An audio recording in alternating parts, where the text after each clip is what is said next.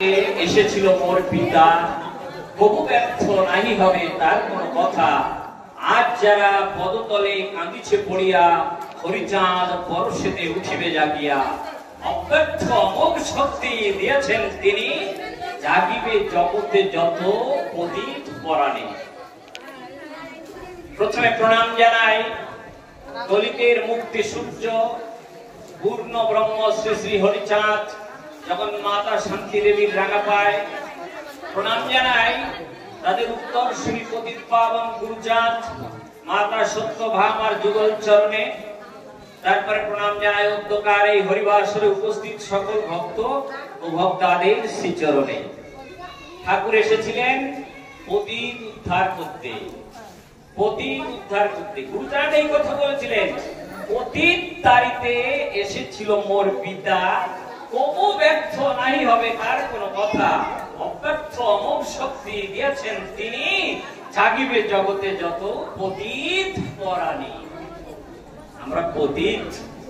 আজ মায়েরা ঘরে বসে আছে, মায়েরা ঘরে বসে আছে ভাইদের সঙ্গে।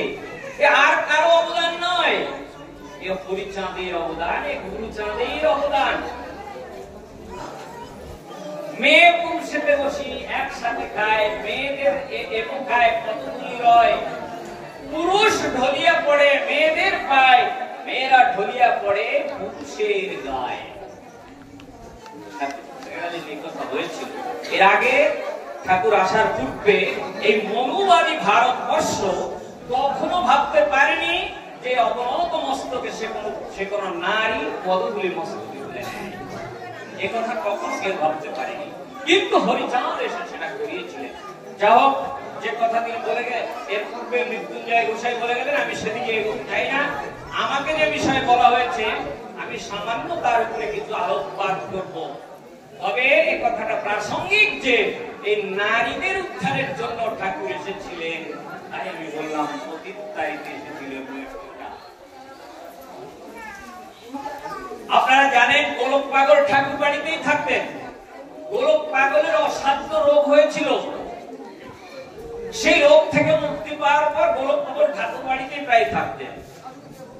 দেখতেন অবাক হয়ে ঠাকুরের লীলা, ভাবতেন আমি অস্পৃশ্য, আর আমার ঠাকুর এসেছে ওই অস্পৃশ্য তুলে।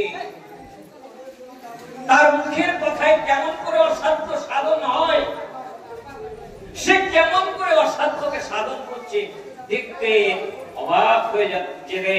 অবাক বিস্ময় তাকিয়ে থাকতেন হরিচাঁদের দিকে, তাকিয়ে থাকতেন ওই শান্তি মায়ের দিকে। গুরুচাঁদ দেখতেন পিতা মাতাকে। গুরুচাঁদ বলতেন, ওর ওই আশীর্বাদ পুরে যেন মনসাদ মনপুত্র পরিচয় চাহি অপরিতে। ব্রহ্মত্ব ইন্দ্রত্ব তুচ্ছ চাহি না, মুখতে গুচ্ছ আমার কামনা তব বিপদা সত্যি। গুরুচাঁদ এই যে আমার সামনে বসে বিলকুল কথা বলবেন। গুরুচাঁদ আর পুত্র সে কথা বলতেন, আমার কামনা তব বিপদা সত্যি। সে যখন এই কথা বলতে পারে, তাহলে ঠাকুরের পাগলরা তারা ঠাকুরকে কতখানি ভালোবাসতেন, কতখানি সম্মান করতেন, কতখানি প্রেম করতেন, সহজেই অন্যায়। একদিন গোলক পাগল এবং গুরুচাঁদ ঠাকুর, গুরুচাঁদ দেখেন তার বাবার লীলা দেখেছেন, তার মায়ের লীলাও গুরুচাঁদ ঠাকুর দেখতেন। দেখতেন মা কেমন করে আমার বাবার সঙ্গে সহযোগিতা করছে, কিন্তু মায়ের সেই সব লীলার কথা যখন তিনি বলতে চাইতেন, মা তাকে মানা করতেন, না ও কথা বলিস না। গুরুচাঁদ বলছে ধরা দিতে নাই চায় জননী আমার, আমাকে নিষেধ তাই করে বারেবার। বলে হে কথা শোনো হে গুরুচরণ, কারো কাছে মোর কথা বলো না এখন। আমি বলি কেন মাতা, বলিলে কি হয়? মাতা বলে হবে সব আসিলে সময়। তোমার পিতার কীর্তি করকে প্রচার, তার কীর্তির মধ্যে বাস সতত আমার। মা বলছেন আমার কথা বলো না, কারণ তথাপি গুরুচাঁদ বলছেন তথাপি আমি বলি, মা মরে দাও মাতা মরে দাও অনুমতি, মাতা বলে কেন তব এহেন দুর্গতি এহেন দুর্গতি, পিতৃ মাতৃ বাক্য ছাড়া ধর্ম বড় কথা, কারণ বিহনে আমি নাহি বলি কথা। মায়ের এই যে কারণ, মা যে কারণের কথা বলতে চাইছে, সে কারণটা কি? সে কারণটা এই, সেই কারণটা এই যে অস্পৃশ্য কুলে জন্মগ্রহণ করেছেন, আর তিনি নারী। এই নারীকে নরকের দ্বার বলা হতো। কামিনী কাঞ্চন দুহে ভক্তি পথে কাটা, এদের তেজিলে ফোটে ভক্তি প্রেম ছটা। গুরুচাঁদ আসার পূর্বে, হরিচাঁদ আসার পূর্বে এই সমাজে এই কথা প্রচলিত ছিল, কিন্তু হরিচাঁদ এসে গুরুচাঁদ এসে তা করলেন না। মায়েদের এবং পুরুষের সমান অধিকার তিনি দিলেন। মা বলছে যে না, আমার কথা এখনো বলো না, কারণ বিহনে আমি নাহি বলি কথা। কিন্তু মা সত্য, শান্তি দেবী বলছেন তার পূর্বে যখন ঠাকুর হরিচাঁদ মায়ের গর্ভে ছিলেন, মাতা অন্নপূর্ণার ভিতরে যশোদা ভাবের উদয় হতো। হরিয়া গোপাল বেশ বেআইব স্তন, এই সেই মায়াপুরী, এই বৃন্দাবন।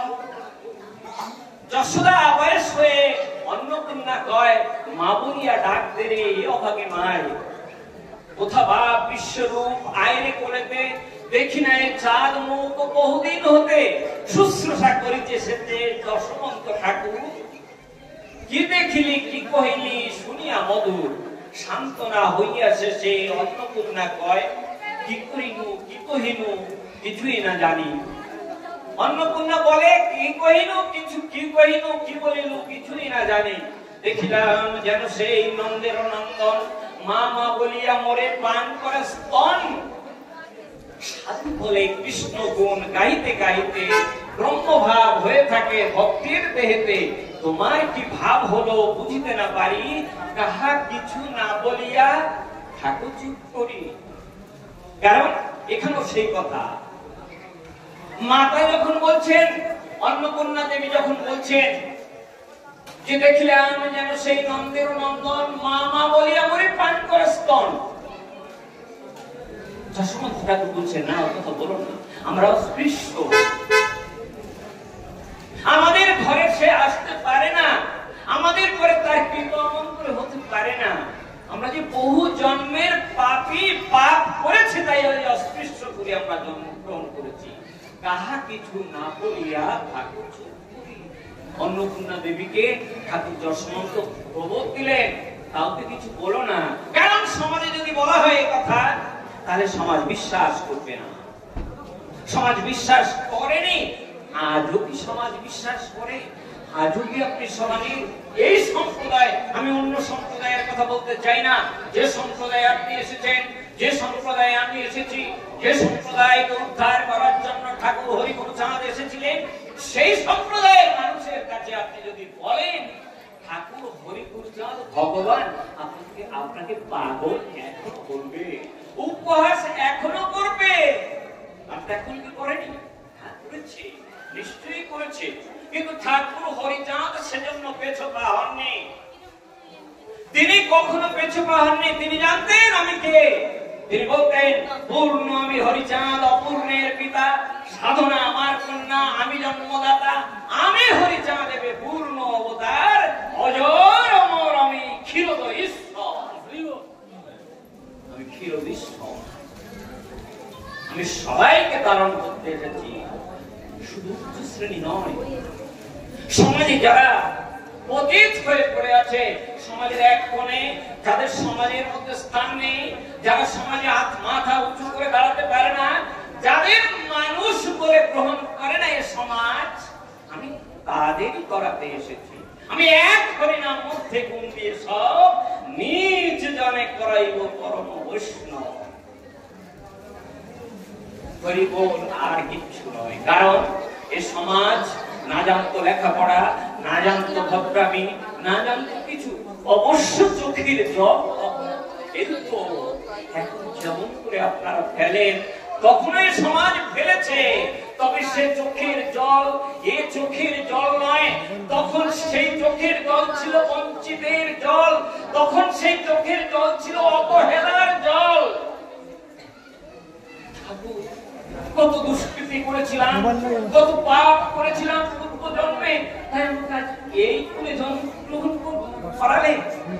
শুধু এই, কিন্তু আজ তা নয়। আপনার চোখে দিয়ে যখন ভক্তি রক্ত গড়িয়ে পড়ছে, সে অর্থ এই হরিচাঁদে নিবেদিত হচ্ছে, সে অর্থ এই কুচাঁদে নিবেদিত হচ্ছে। তারা জানে এতদিন যে ক্ষমতা কাউকে কেউ দেয়নি, আমি দিয়েছি, তাই আমাকে ওরা প্রণাম করছে। তাদের চোখের জল আমার পায়ে পুষ্প হয়ে বর্ষিত হচ্ছে।